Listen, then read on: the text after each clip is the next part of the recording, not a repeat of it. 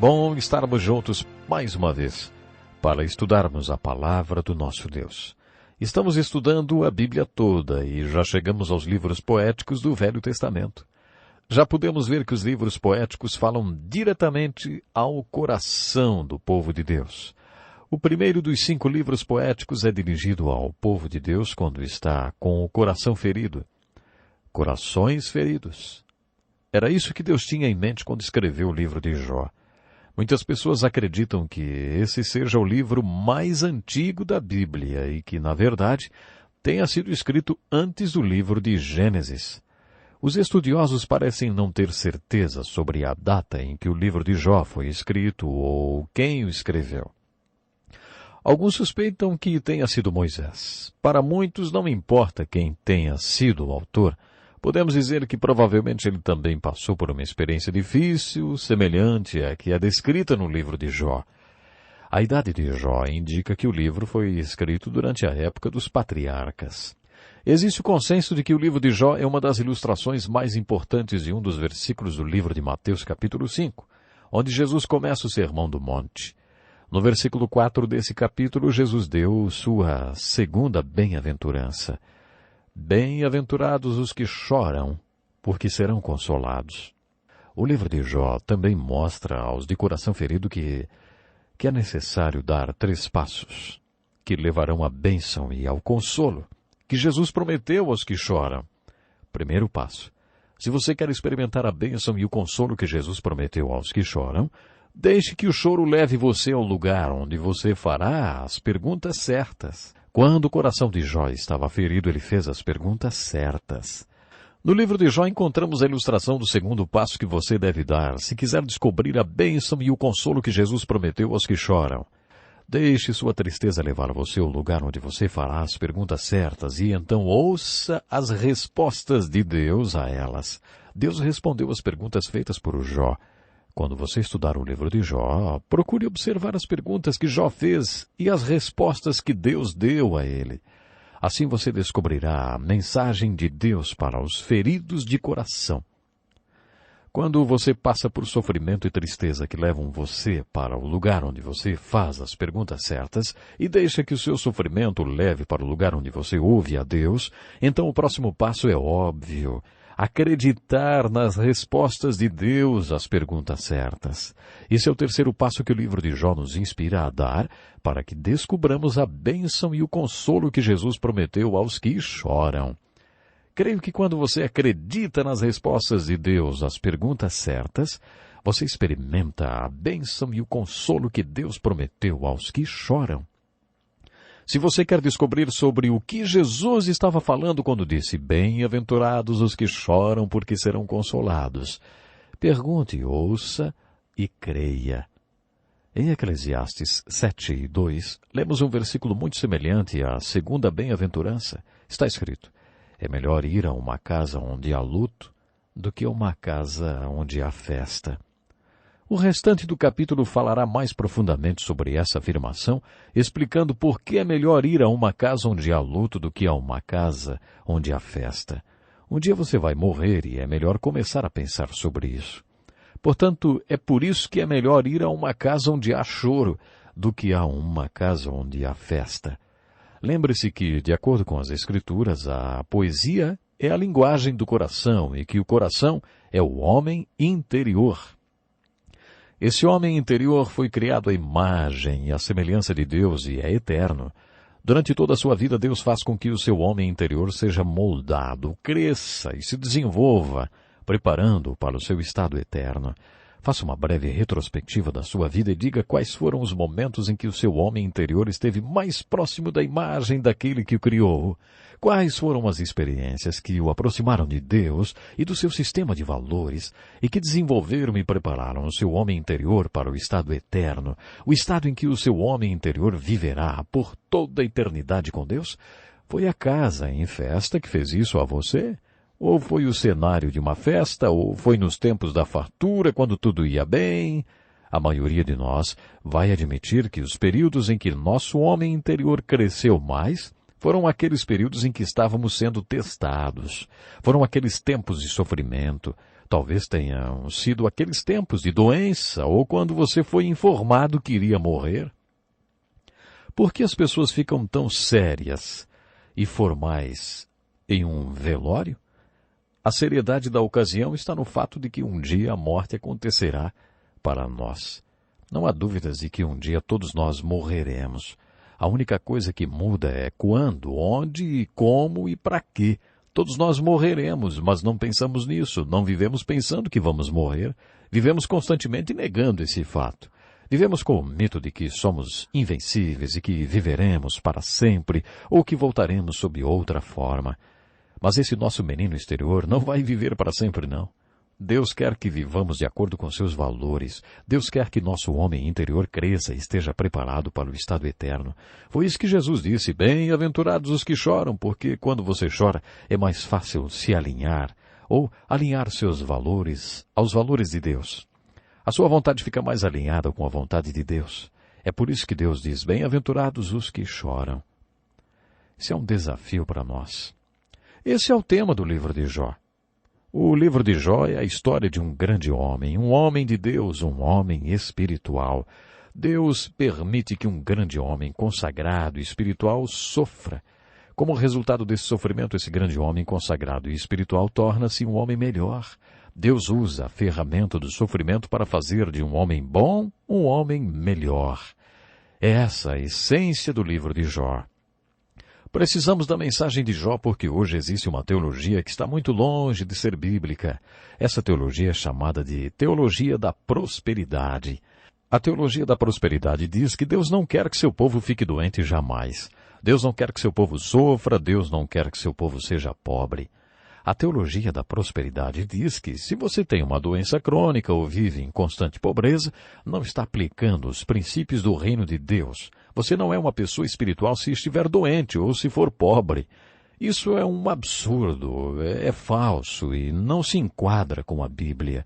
Basta visitarmos um lugar onde as pessoas, os cristãos consagrados, estão passando por uma doença ou pobreza para ver que essa teologia realmente não soa nada bem. Um conhecimento superficial da história do povo de Deus ou da história da igreja ou sobre qualquer assunto a respeito da condição do povo de Deus espalhado pelo mundo hoje é suficiente para constatar que essa teoria é ridícula. Muitas pessoas consagradas a Deus estão sofrendo de maneira indizível. Se essas pessoas não professassem a sua fé em Jesus Cristo, poderiam melhorar a sua qualidade de vida. Mas elas tomaram uma posição com Jesus Cristo e estão presos, pobres e sofrendo de maneira indescritível. Como pode alguém dizer a uma dessas pessoas: ei, você está sofrendo porque não é muito espiritual? Precisamos do livro de Jó para que tenhamos uma visão mais realista e bíblica. Assim, quando virmos o povo de Deus sofrendo, não vamos pensar que o sofrimento deles os fará pessoas pouco espirituais. Precisamos do livro de Jó para mostrar que quando sofremos, Deus não nos desampara, porque estamos sofrendo. Precisamos do livro de Jó para nos dar o ponto de vista de Deus sobre o sofrimento. Quando você ler esse livro, mesmo ele sendo um poema, verá que, como o livro de Esther, poderíamos fazer um belo roteiro de peça com ele. Gostaria de também estruturar o livro de Jó como se fosse uma peça. Vou chamar o primeiro ato de o cenário. O cenário para o primeiro ato, cena 1 desse drama, é a terra de Uz, onde encontramos um grande homem consagrado e espiritual chamado Jó. No primeiro ato, cena 1, Deus e Satanás estão tendo uma conferência a respeito dele. Esse ato no livro de Jó é uma das ocasiões em que a Bíblia nos leva para trás do pano e temos alguma revelação sobre as origens do mal. De onde vem o mal? Porque há tanto mal no mundo hoje. A malignidade tem assolado o povo de Deus há milênios. A origem do mal tem deixado teólogos e filósofos perplexos desde o início dos tempos. É muito difícil encontrarmos uma resposta para essa questão. Nesse primeiro ato do livro de Jó, temos uma importante revelação a respeito da guerra entre o bem e o mal. Nos é revelado que o mal está personificado em Satanás e que Deus e Satanás estão tendo uma conferência cujo tema é Jó. Deus está dizendo a Satanás: reparou em meu servo Jó? Não há ninguém na terra como ele, irrepreensível, íntegro, homem que teme a Deus e evita o mal. Satanás respondeu desafiando os motivos pelos quais Jó era tão bom. Ele disse: será que Jó não tem razões para temer a Deus? Acaso não puseste uma cerca em volta dele, da família dele e de tudo que ele possui? Tu mesmo tens abençoado tudo que ele faz, de modo que os seus rebanhos estão espalhados por toda a terra. Mas estende a tua mão e fere tudo que ele tem, e com certeza ele te amaldiçoará na tua face. Deus dá essa resposta surpreendente. Pois bem, tudo que ele possui está nas tuas mãos, apenas não toques nele. Isso é impressionante. O livro conta que nesse momento Jó perdeu tudo que tinha. Ele era muito, muito rico. O autor registra todos os bens da riqueza de Jó. Jó tinha uma mulher que era um bem, digamos, questionável, como veremos mais adiante. Ele tinha 7 filhos e 3 filhas. Jó tinha 7.000 ovelhas, 3.000 camelos, 1.000 bois, 500 jumentos e muitos servos. Jó era o maior homem do Oriente no que diz respeito à riqueza. Deus deu permissão a Satanás para tirar todos os bens de Jó. Depois, Jó acabou perdendo, além de seus bens, também os seus 10 filhos. O mensageiro procurou Jó e disse: os bois estavam arando e os jumentos estavam pastando por perto quando os sabeus os atacaram e os levaram embora. Mataram a espada os empregados e eu fui o único que escapou para lhe contar. Enquanto o mensageiro ainda estava falando, chegou outro com mais notícias ruins. Fogo de Deus caiu do céu e queimou totalmente as ovelhas e os empregados, e eu fui o único que escapou para lhe contar. Esse fogo pode ter sido causado por relâmpagos. E antes que esse homem terminasse, outro chegou e disse: vieram caldeus em 3 bandos, atacaram os camelos e os levaram embora. Mataram a espada os empregados, e eu fui o único que escapou para lhe contar. A seguir ainda outro mensageiro chega para trazer mais más notícias. Seus filhos e filhas, Jó, estavam num banquete comendo e bebendo vinho na casa do irmão mais velho, quando de repente um vento muito forte veio do deserto e atingiu os 4 cantos da casa, que desabou. Eles morreram. A essa altura Jó levantou-se e rasgou sua túnica em completa tristeza e prostrou-se diante de Deus. Saí nu do ventre de minha mãe e nu partirei. O Senhor o deu, o Senhor o levou. Louvado seja o nome do Senhor. No meio de tudo isso, Jó não pecou nem amaldiçoou a Deus. Confúcio afirma que viemos ao mundo com nossas mãos fechadas, desejando tudo que deixamos esse mundo com as mãos abertas e não levando nada. Foi isso que Jó disse quando foi testado. Quando vim a esse mundo, minhas mãos estavam fechadas. Tudo que eu tinha nas mãos foi dado por Deus. Ele colocou tudo em minhas mãos e tudo pertencia a Ele. E a prova disso é que Ele pôde tirar. Tirou na hora que quis. Deus levou os meus filhos, Deus levou tudo que eu tinha, mas tudo era dele e Ele podia levar. Bendito seja o nome do Senhor, diz Jó.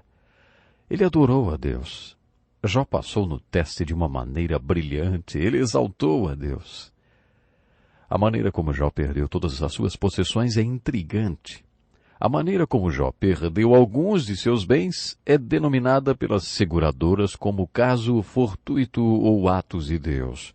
Um ciclone, um furacão, tempestades, ventanias e relâmpagos são considerados casos fortuitos ou atos de Deus pelas empresas de seguro. Mas como estamos por trás do pano, vendo, vamos dizer assim, como tudo está sendo feito, sabemos que tudo isso que aconteceu não foi ato de Deus. Foram atos de Satanás. Satanás estava por trás dos relâmpagos, das ventanias, e estava conduzindo os inimigos que mataram os servos de Jó e todo o seu rebanho.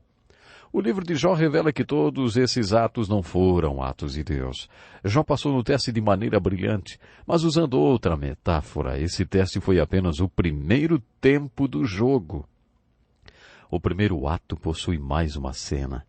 No primeiro ato, cena 2, Deus e Satanás estão discutindo novamente a respeito de Jó.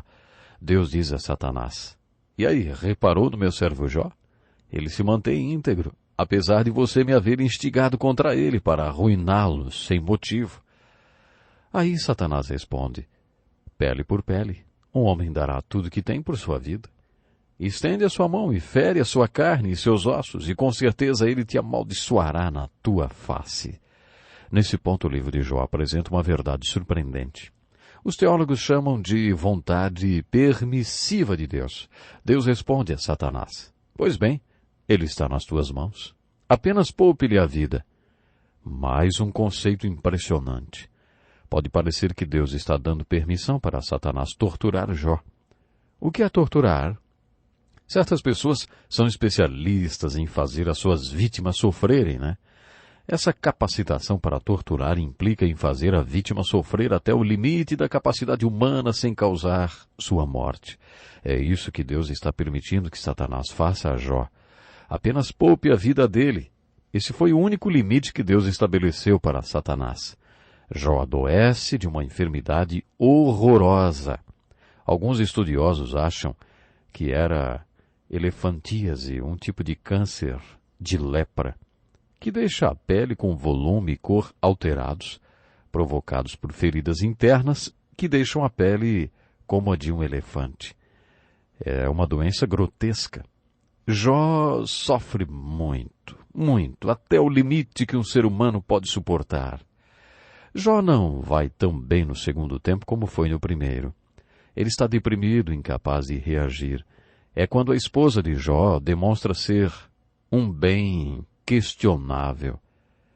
Ela olha para Jó e diz: "Você ainda mantém a sua integridade, Jó? Amaldiçoe esse teu Deus e morra."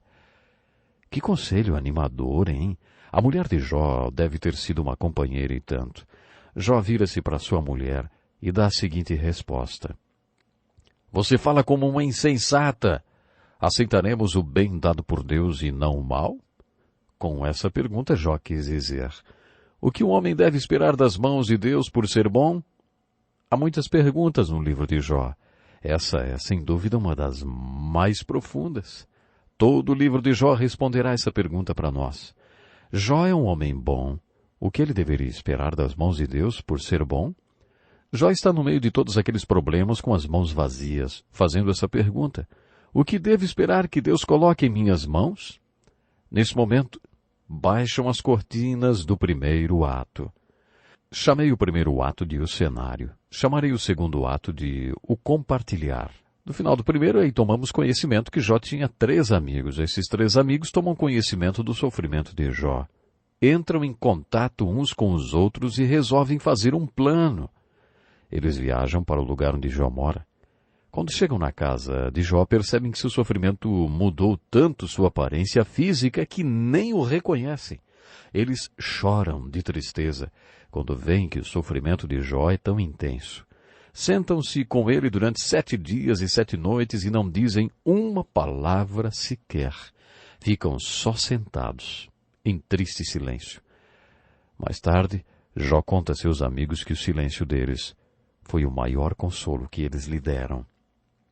Os consoladores de Jó são exemplos de consoladores que não trazem consolo algum. Veremos isso mais tarde na continuação do estudo do livro de Jó. Quando os amigos de Jó chegam à sua casa, eles são exemplos de consoladores. Isso porque, às vezes, quando as pessoas estão realmente sofrendo, você não precisa dizer nada. Por eu ser pastor, as pessoas sempre me perguntam: "Pastor, vou visitar uma pessoa que está passando por terríveis problemas. O que eu digo para ela?" Parece que as pessoas acham que há palavras mágicas que podem consolar aqueles que estão passando por tragédias. Talvez haja coisas apropriadas e boas para dizer, mas o mais importante não é o que você diz. O mais importante é você estar com a pessoa e mostrar que realmente se importa com ela. Simplesmente estar do lado da pessoa que está passando por uma tragédia. Isso é um grande consolo. Lembro-me da história de um homem em um hospital psiquiátrico que não falava. Era por isso que ele estava no hospital. Todo mundo já tinha tentado fazer ele falar, mas ele não falava. Finalmente, um aluno do seminário que estava visitando esse hospital, um tipo de estagiário, decidiu tentar uma coisa. Ele ia para o quarto desse homem todas as tardes, às 2 horas, e sentava-se com ele. Ele não dizia nada, só ficava lá sentado com o homem. Ele imaginou que o homem devia sentir-se muito só, porque não se comunicava com ninguém e, por outro lado, aqueles que se aproximavam dele tentavam sempre fazê-lo falar. Por isso, esse seminarista não fazia nada. Chegava às 2 horas e sentava-se junto com o homem. Isso durou 8 semanas. Ele mostrou ao homem que ficaria ali com ele, quer ele falasse, quer não. Se ele falasse, tudo bem. Se não falasse, tudo bem também. Um dia, o homem começou a falar. Aparentemente, o que ele realmente queria era alguém que ficasse com ele. Foi isso que os amigos de Jó fizeram quando primeiro chegaram em sua casa. Depois de 7 noites e 7 dias de jejum e silêncio, Jó inicia um discurso. Ele amaldiçoa a noite em que foi concebido, amaldiçoa o dia em que nasceu. Ele não amaldiçoa Deus como Satanás achou que ele faria. Depois que Jó faz o seu discurso, um homem chamado Elifaz replica com outro discurso. A seguir, Jó faz mais um discurso para combater o discurso de Elifaz.